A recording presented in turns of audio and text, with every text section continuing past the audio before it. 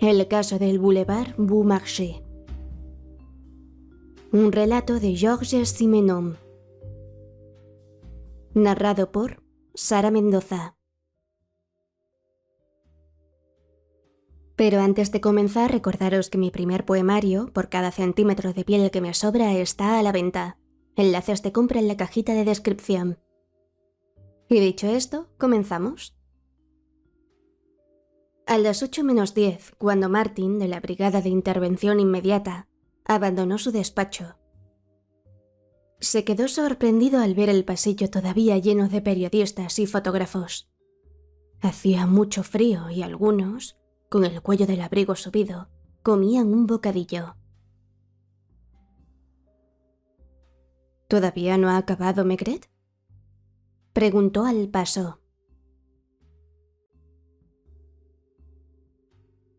Al fondo del vasto pasillo, Martin, en lugar de coger la escalera, empujó una puerta de cristales. Como en todos los locales de la policía judicial, la luz estaba mezquinamente distribuida.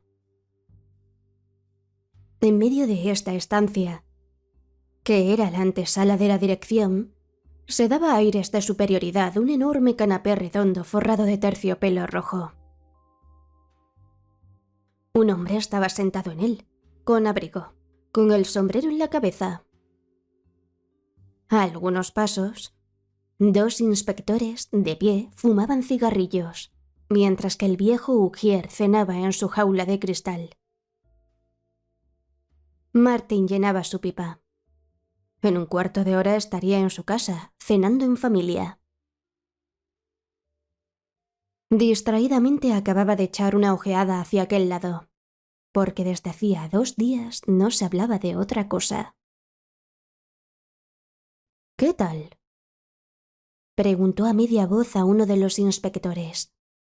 Y este, suspirando, señaló la segunda puerta, la del despacho de Maigret. ¿Con quién está? Sigue con la cuñada. El hombre, que oía cuchichear, alzó lentamente la cabeza y lanzó a sus compañeros una mirada triste en la que había como un reproche.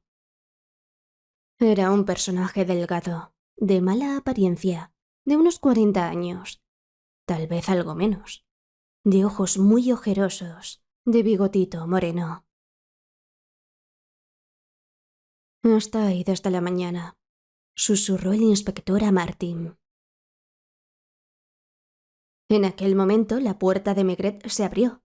El comisario apareció y, como no cerró tras de sí, se vio el despacho lleno de humo y en un sillón verde la silueta de una mujer rubia muy joven. «Lucas», llamó Maigret buscándolo con los ojos como alguien que no ve el asunto muy claro. «Corre a traerme unos bocadillos. Pasa por la cervecería y haz que suban unos medios». Martin aprovechó para estrechar la mano de su colega. ¿Marcha eso? Y Maigret, congestionado, presentaba unos ojos brillantes. Se hubiera jurado que hubiese dado cualquier cosa por una bocanada de aire fresco. «Escucha», murmuró bajando la voz. «Te voy a decir algo bueno. Si no acabo esta noche con esta investigación, abandono. No lo comprendes, ¿verdad? Pues bien, no puedo vivir más tiempo ahí dentro». El hombre del canapé, que no podía oír sus palabras, esperaba temblando. Pero el comisario volvió a entrar en su despacho. La puerta se cerró. Martin se alejó, mientras la aguja del reloj avanzaba un nuevo minuto, y llegaban hasta allí las voces de los periodistas. Un caso que, sin embargo, al principio se había presentado como banal. El domingo precedente, en el Boulevard Beaumarchais, en un inmueble cuya planta baja está ocupada por un fabricante de pipas, en el 4º piso, Louis Voivant, 26 años, moría bruscamente dando todos los signos de que se trataba de un envenenamiento. El apartamento, burgués, confortable y que hubiera podido ser alegre, estaba habitado, además de Louis Vauban, por su marido, Ferdinand Vauban, corredor de piedras preciosas, y por su hermana Nicole, de 18 años. Aquella era la Nicole a la que Maigret tenía en su despacho desde hacía varias horas, y que se mantenía firme, nerviosa, mordisqueando su pañuelo, pero siempre lúcida a despecho de una atmósfera agobiante. Sobre el escritorio estaba colocada una lámpara cuya vasta pantalla verde rebajaba la luz. El rostro de Maigret, más alto que la pantalla, permanecía en la penumbra. Pero la joven, sentada en su sillón bastante bajo, estaba en plena claridad. Las cortinas de la ventana no habían sido corridas, aunque se veía rodar por los negros cristales las gotas de lluvia, iluminadas por el reflejo de las luces de los muelles. «Van a traernos de beber», suspiró Maigret con alivio.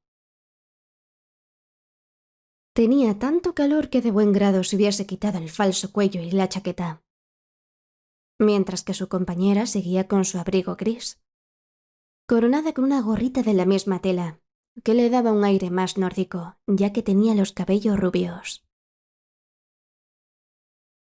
¿Qué podía preguntarle que no lo hubiese hecho ya? Y, sin embargo, no se resignaba a dejarla marchar. Experimentaba confusamente la necesidad de tenerla al alcance de la mano, mientras su cuñado continuaba esperándola en la antesala. Para contenerse, hojeaba su dossier como si, volviendo a leer sin cesar los mismos detalles, hubiese podido brotar una inspiración. El primer proceso verbal, el de la policía del barrio, concerniente a los acontecimientos del domingo, tenía ya, a pesar de su simplicidad, algo de turbio. En el cuarto piso, en una habitación situada en el fondo del apartamento, encontramos el cuerpo de Louis Vauban tumbado en el suelo. El doctor Blaine, que había sido llamado una media hora antes por la familia, nos declaró que había muerto algunos minutos antes presa de atroces convulsiones y atribuye claramente la muerte a un envenenamiento, criminal o accidental, provocado sin duda por una fuerte dosis de digitalina. Luego, más abajo, hemos interrogado al marido, Ferdinand Vauban, de 37 años, que pretende que no sabe nada.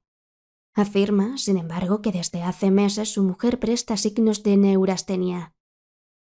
Hemos interrogado a la hermana de Louis Vauban, Nicole Lamour, de 18 años, nacida en Orleans, que nos hizo las mismas declaraciones que su cuñado.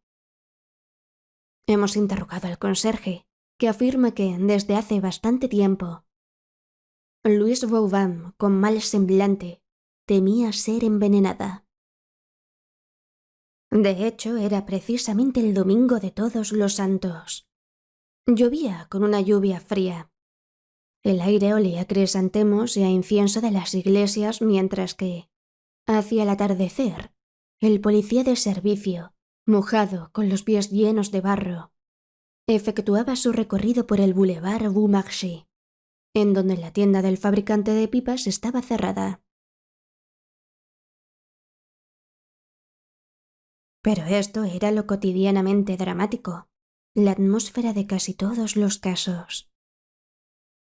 Los periodistas que esperaban no sacaban todavía a la luz la verdadera tragedia, porque era ahora, en la atmósfera recalentada de su despacho, cuando Maigret la acababa de descubrir, y esperaba con impaciencia el sabor refrescante de un medio, evitando hasta entonces mirar a la joven de rasgos estirados que consideraba fijamente un ángulo del despacho.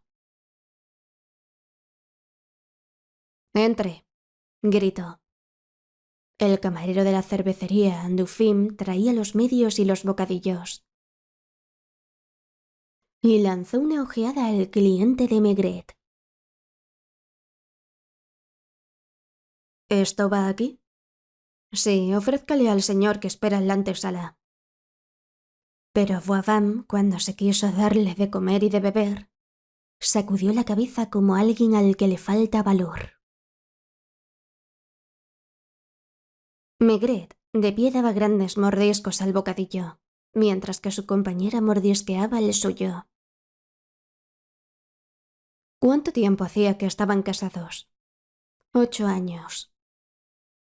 Una historia banal de gente sin envergadura. Ferdinand Voivam, pequeño corredor de piedras preciosas, en el curso de una estancia en Orleans, donde estaba encargado de unos exámenes tasativos, había conocido a Louise Lamour, cuyos padres tenían una zapatería. En suma, ¿que no era más que una niña? Tenía 10 años. Supongo. Intentó bromear. Que todavía no estaba enamorada de su cuñado. No lo sé. Él le lanzó una mirada de reojo y no tuvo ganas de reír. Por lo tanto, hace un año, cuando murió su padre, su hermana y su marido la recogieron. Vine a vivir a su casa, ciertamente. Y después, ¿cuándo exactamente fue amante de Voivam? Desde el 17 de mayo. Decía esto claramente, casi con orgullo. ¿Lo ama? Sí. A su vista, frágil y apasionada, se hubiera podido figurar, para inspirar un amor parecido, a un Voivam hermoso y romántico. Ahora bien, era uno de los aspectos turbios de aquella historia. El corredor era un hombre vulgar con el que había que hacer un esfuerzo para acordarse de su rostro. Su propia profesión carecía de poesía. Horas que deambulaba por los cafés de la calle de Lafayette, en donde se halla la bolsa de las piedras preciosas, y únicamente desde hacía un mes había podido adquirir un modesto coche de ocasión. Además, su figura era desagradable. ¿Y su hermana? Mi hermana estaba celosa. ¿Lo amaba? No lo sé. ¿Qué dijo cuando lo sorprendió? No dijo nada. Me escribió, desde entonces no nos hablábamos. ¿Cuándo sucedió eso? El 2 de junio. Era la tercera vez que pasaba. ¿En el Boulevard Beaumarchais? Sí, en mi habitación. Ferdinand creía que Luis había salido, mientras que estaba en la cocina con la mujer de la limpieza. ¿No se le ocurrió la idea de ir a vivir a otra parte? Yo quería, fue mi hermana la que exigió que me quedase. ¿Por qué? Para poder vigilarnos mejor. Ella creía que si yo abandonaba el apartamento, le sería demasiado fácil a su marido verme a escondidas. ¿Y en el apartamento? Nunca nos dejaba solos. Llevaba siempre zapatillas de fieltro, así que aparecía sin hacer ruido. ¿Cómo pudieron vivir meses sin dirigirse la palabra? Nos intercambiábamos papeles escritos. Por ejemplo, mi hermana escribía: «Prepara la ropa sucia para mañana». O bien: «No uses la bañera, hay un escape». ¿Y Voivam? Era muy desgraciado. Desde el principio se negó a dormir en la habitación de su mujer e instaló un diván en el salón. Me juró que no tenían ninguna relación. Maigret contó con los dedos. Junio, julio, agosto, septiembre, octubre. 5 meses. Por lo tanto, ¿ha vivido así durante 5 meses? Dijo que sí con la cabeza, simplemente, como si fuese la cosa más natural del mundo.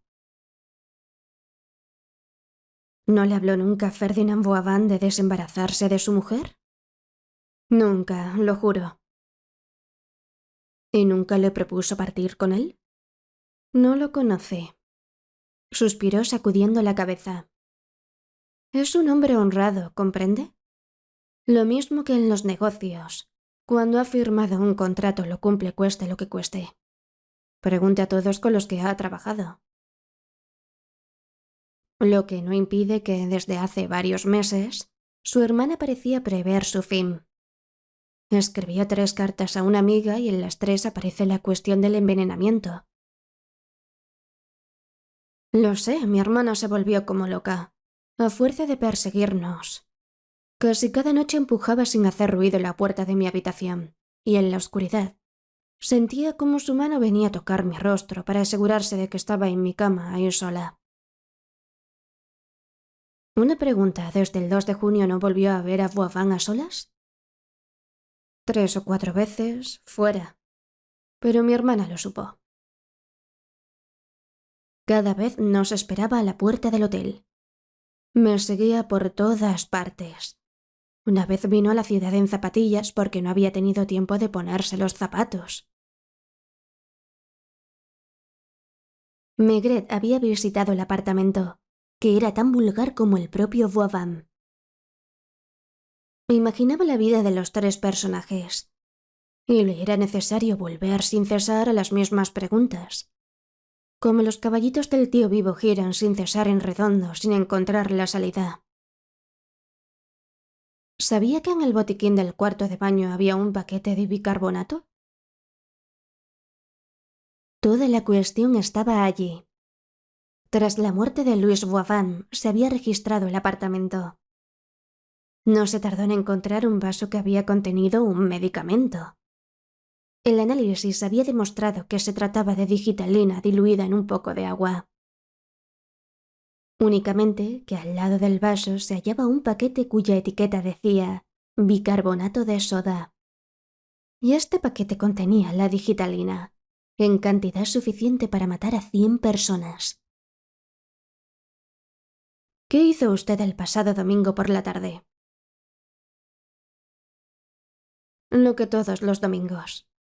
Era el día más penoso. Ferdinand estaba en la sala, en donde repasaba facturas. Yo leía en mi habitación. Mi hermana debía estar en su cuarto. ¿Qué había almorzado? Me acuerdo muy bien. Una liebre que un cliente de Ferdinand le había enviado. Y seguía pronunciando Ferdinand con fervor, como si fuese el más hermoso y el más extraordinario de los hombres. ¿Le afectó mucho la muerte de su hermana? No. No lo disimulaba. Incluso alzaba la cabeza para mostrar su rostro. Mi hermana lo hizo sufrir demasiado. ¿Y él? ¿Era culpa suya? Sé que nunca la amó. Ha vivido 8 años con ella, pero sin ser feliz. Mi hermana siempre estaba triste, de mal talante. En el primer año de su matrimonio tuvieron que operarla y además ella tampoco actuó como una mujer normal. Maigret salió un momento y, desde la puerta, observó al hombre hundido en el canapé. Ya lo había interrogado una vez, la víspera, pero brevemente, y vacilaba en iniciar con él uno de aquellos interminables interrogatorios que son tan embarazosos tanto para uno como para el otro. ¿No ha querido comer? Preguntó en voz baja a uno de los 2 inspectores. No, dice que no tiene hambre. Vamos. Y Maigret, intentando darse valor, entraba de nuevo en su despacho, en donde Nicole no se había movido. A propósito, puesto que hablamos de enfermedades, ¿quién en la casa sufría del estómago? Ferdinand, replicó sin vacilar. Raramente, pero a veces le sobrevenía, sobre todo cuando había tenido palpitaciones. ¿Por qué tenía palpitaciones? Es decir, algo del corazón, creo que hace 2 años, pero ya está casi curado. ¿Sabes si su cuñado tuvo dolor de estómago en el curso de las últimas semanas? Sí, dijo siempre tan categórica. ¿Qué día? El día que todos estuvimos enfermos. ¿No sabe qué había comido? No me acuerdo. ¿Llamaron al médico? No, Ferdinand no quiso. Por la noche todos teníamos dolor de cabezas, náuseas. y Ferdinand pensó en un escape de gas. ¿Fue la única vez? Sí, por lo menos tan fuerte. Es decir, hubo otras enfermedades. Lo comprendo, comisario. Pero no me hará perder mi sangre fría. Resistiré hasta el final, a pesar de todo, porque sé que Ferdinand es inocente. Si alguien hubiese tenido que envenenar a mi hermana, no hubiera sido él, sino yo. Ya ve que no me recato en decirlo. ¿Pero usted no lo hizo?, dijo con un cambio de voz. No, ni lo pensé. Lo hubiese matado de otra manera, no sé cómo. Últimamente estábamos todos enfermos, es cierto. ¿Se imagina la vida que llevábamos? En las comidas siempre uno de nosotros no probaba bocado. ¿Sabe cuántas mujeres de la limpieza tuvimos en 5 meses? 8. Como decían ellas, no querían estar en una casa de locos. Lloró de nerviosismo. No era la primera vez desde el principio del interrogatorio. Pero enseguida recobraba su sangre fría. Miraba a Maigret a los ojos como para adelantarse a sus preguntas. Incluso no sé si abrió las ventanas. Y yo llegué a no ir ni a la esquina de la calle al saber que mi hermana estaría tras mis talones. Por lo tanto, según usted, ¿su hermana se suicidó? No respondió inmediatamente, dejando ver que la pregunta la turbaba. Dicho de otra forma, pretende que su hermana llegó a procurarse una importante cantidad de digitalina y que, en lugar de intentar envenenarla a usted, ¿se suicidó? No lo sé, confesó. Se percibía que tampoco ella creía aquello, que no cuadraba con el carácter de su hermana. Entonces, es un misterio. En todo caso, Ferdinand no la ha matado. ¿Y usted? Pero se equivocaba si esperaba hacerle perder los estribos. Ella levantó la cabeza una vez más. Sostuvo su mirada con un destello de ironía. Creo que será mejor llamar a su cuñado. Gruñó Maigret. O más bien... Espere. ¿Quiere ir a la antesala mientras lo recibo? ¿Qué tiene que decirle? De pie ahora se impacientaba. Arrancaba trocitos de su pañuelo a mordiscos. «Háganlo entrar», gritó Maigret entreabriendo la puerta. En cuanto a la señorita, esperará. La hizo salir delante de él y mostró a Voisin el sillón que la joven acababa de abandonar. ¿Un vaso de cerveza? Voisin se contentó con sacudir la cabeza. ¿No tiene hambre? Le pido perdón por haberlo hecho esperar. Su cuñada tenía tantas cosas que contarme. De hecho, ¿qué piensa hacer ahora? El corredor tuvo vergüenza de levantar la cabeza, mirando al comisario con estupor, luego con desconfianza, como si fuese evidente para él que no iban a librarlo. Una pregunta, Voisin.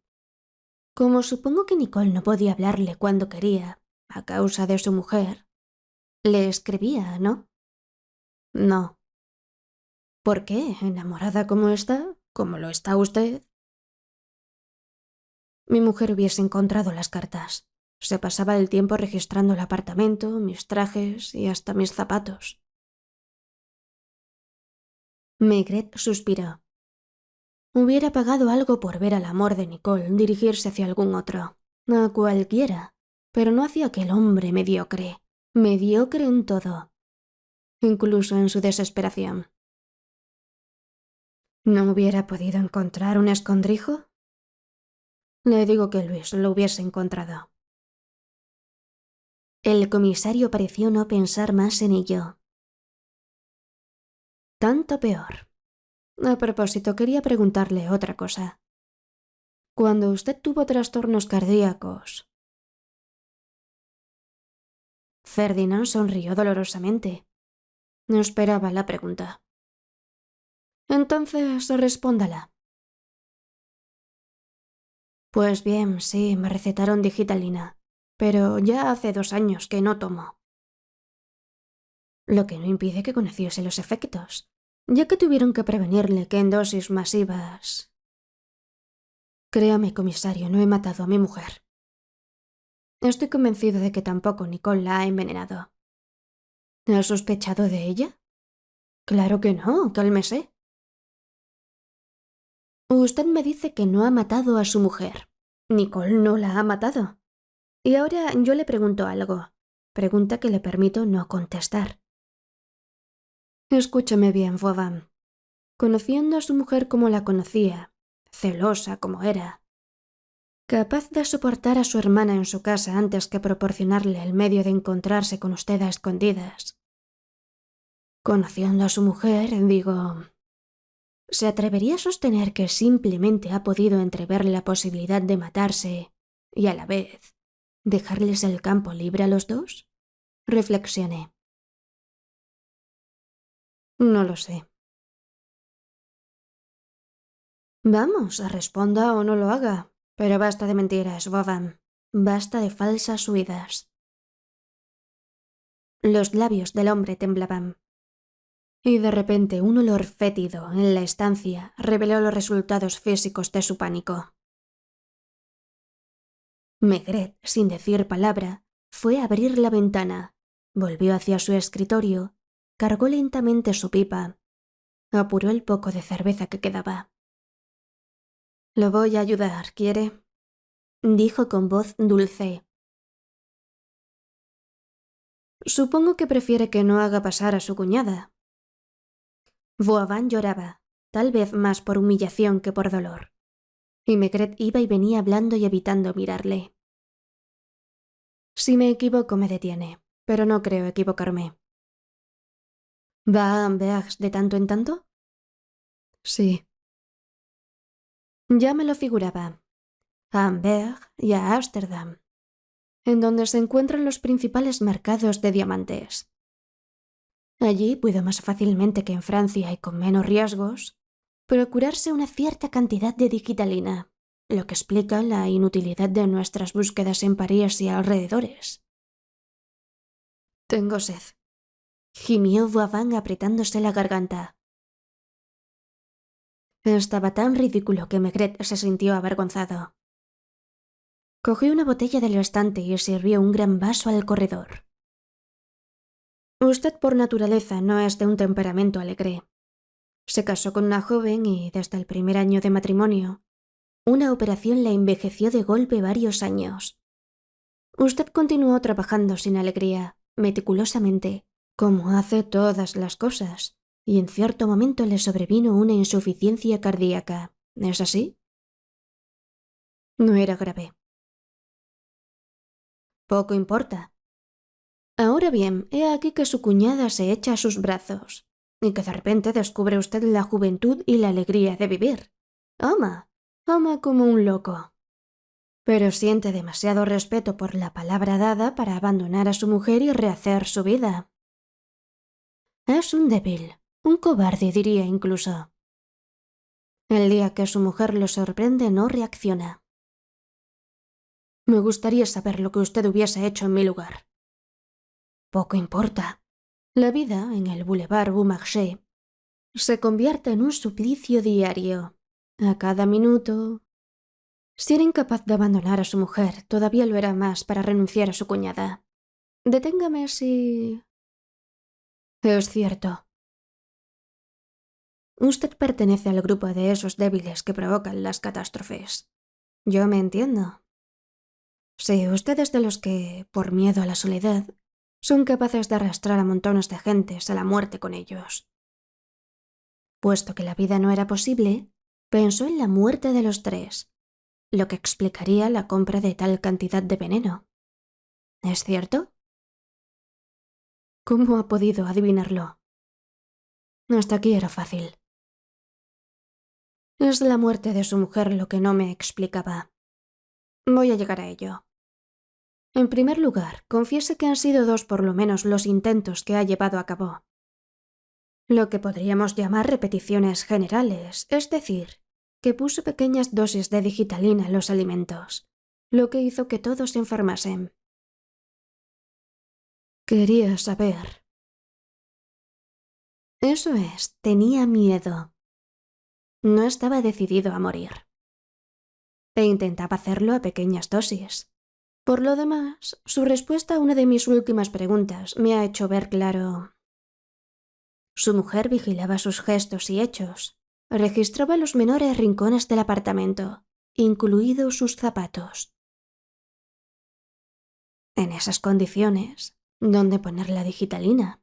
¿Y cuál era el medicamento que tomaba usted solo? Huraño Voaván levantó los ojos sin decir palabra. Desde entonces todo se encadena. La digitalina se esconde bajo la benigna etiqueta de bicarbonato de soda. Y sin duda tal vez hubiese vacilado durante semanas, durante meses. Creo que no hubiera podido jamás. Gimió el corredor. Poco importa. Hubiera vacilado durante largo tiempo. En todo caso, si no se hubiese producido el accidente. Uno de sus clientes le regala una liebre. Su mujer, de mal talante, no la digiere. Va al botiquín, ve el bicarbonato de soda y pone una cucharada en un vaso. Voaván se escondía el rostro entre las manos. Eso es todo. Cortó Maigret abriendo la ventana de par en par. Dígame, hay un lavabo al lado. ¿Quiere pasar antes de que llame a su cuñada? El corredor se deslizó como una sombra en la estancia contigua. Maigret abrió la puerta. ¿Quiere venir, señorita Nicole? Su cuñado vendrá dentro de un instante. Y bruscamente, ¿no tiene ganas de morir? No. Tanto mejor, tanto mejor. Preste atención. ¿A qué? A nada. A no dejarse arrastrar. ¿Qué le ha dicho? No me ha dicho nada. ¿Sigue creyéndole culpable? Ya se arreglará con él. ¿Dónde está? Maigret tuvo que volver la cabeza para esconder una sonrisa. Él está recobrando el ánimo, dijo. Y volvió a encender su apagada pipa, mientras que Voaván, como un hombre deslumbrado por la luz, entraba tanteando en el despacho. «Ferdinand», gritó Nicole. «No, aquí no, se lo ruego», gruñó Maigret. Fin.